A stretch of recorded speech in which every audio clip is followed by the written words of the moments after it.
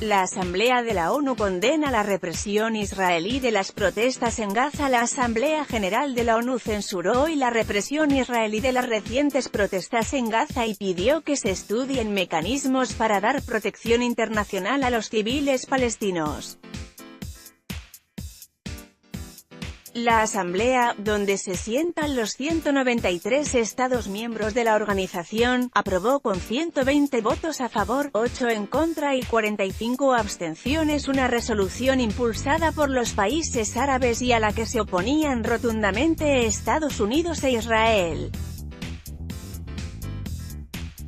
El texto llegó a este órgano después de que Estados Unidos vetara uno similar en el Consejo de Seguridad, cuyas resoluciones tienen mucho más peso que las de la Asamblea General, que no son vinculantes. El documento aprobado hoy deplora el uso excesivo, desproporcionado e indiscriminado por las fuerzas israelíes contra los civiles palestinos, en particular el uso de munición real contra manifestantes civiles, incluidos niños, así como personal médico y periodistas. Desde que el pasado 30 de marzo comenzaron las protestas de la llamada Gran Marcha del Retorno, más de un centenar de palestinos han muerto a manos de las fuerzas israelíes.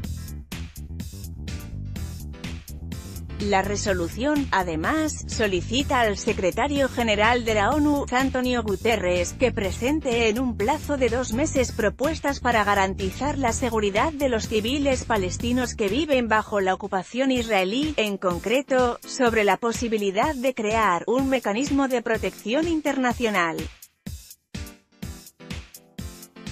A priori, cualquier medida de entidad en ese sentido debería recibir un mandato del Consejo de Seguridad, por lo que Estados Unidos tendría opción de bloquearla.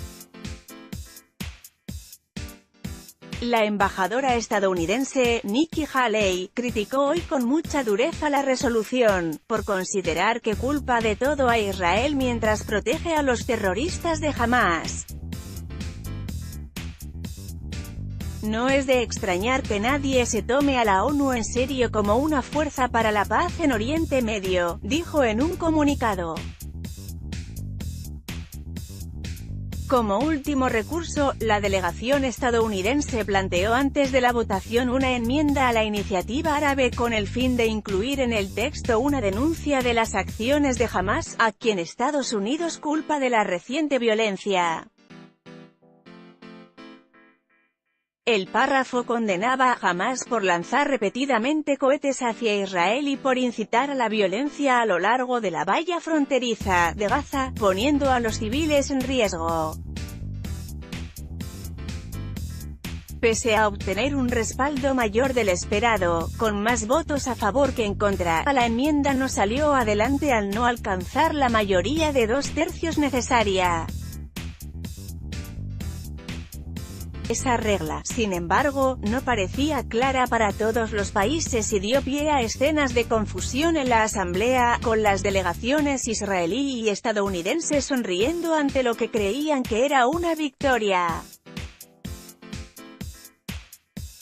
Haley, de hecho, pidió revocar la opinión del presidente de la Cámara, que apoyándose en el reglamento dictaminó que la enmienda necesitaba 2/3 de los votos. Finalmente la cuestión se sometió a otro voto, que por un estrecho margen dio la razón al presidente, Miroslav Lajčák. La embajadora estadounidense, pese a todo, destacó que los 62 votos a favor de su enmienda para condenar a Hamás muestran que las cosas están cambiando en la Asamblea General, donde tradicionalmente las posturas más próximas a Israel se han encontrado con una apabullante mayoría en contra.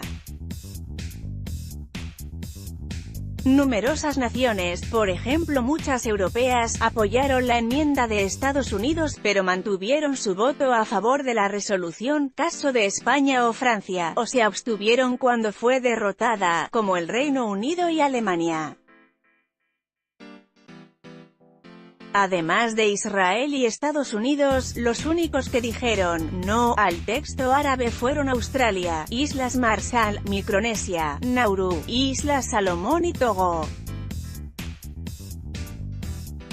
El embajador israelí, Danny Danon, aseguró que la resolución supone «un sello de aprobación para el terrorismo» y un respaldo a Hamás. F. Estrito Nugaza. Disturbios política.